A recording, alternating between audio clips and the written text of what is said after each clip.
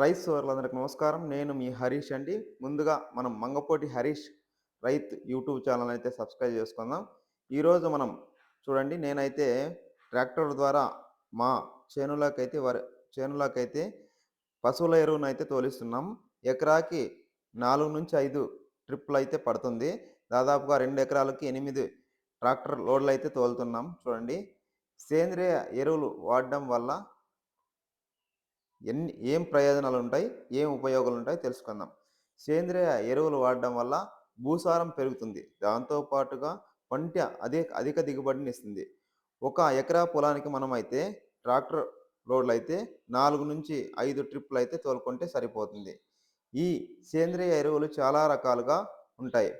ఒకటి పశువుల ఎరువు, కోళ్ళ ఎరువు, గొర్రెల ఎరువు, దాంతో పాటుగా వర్మీ కంపోస్ట్ అంటే వానపాములు విసర్జించిన సేంద్రియ పదార్థం నుండి తయారు చేయబడిన వ ఎరువుని వర్మీ కంపోస్ట్ అంటారు. ఈ వర్మీ కంపోస్టు చాలా యూజ్ అయితుందండి.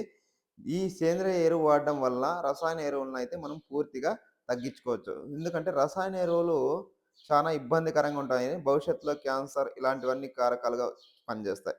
ఈ రసాయన ఎరువుల్ని పూర్తిగా నియంత్రించాలంటే మనం సేంద్రియ ఎరువులనైతే వాడుకోవచ్చు.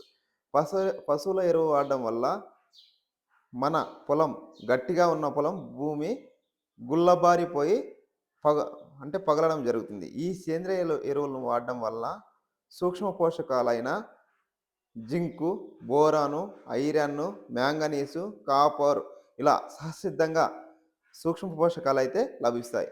ఈ సేంద్రియ ఎరువులు వాడడం వల్ల ఇన్సెక్టిసైడ్, ఫంగిసైడ్ వాడకాన్ని పూర్తిగా మనము నిరోధించుకోవచ్చు.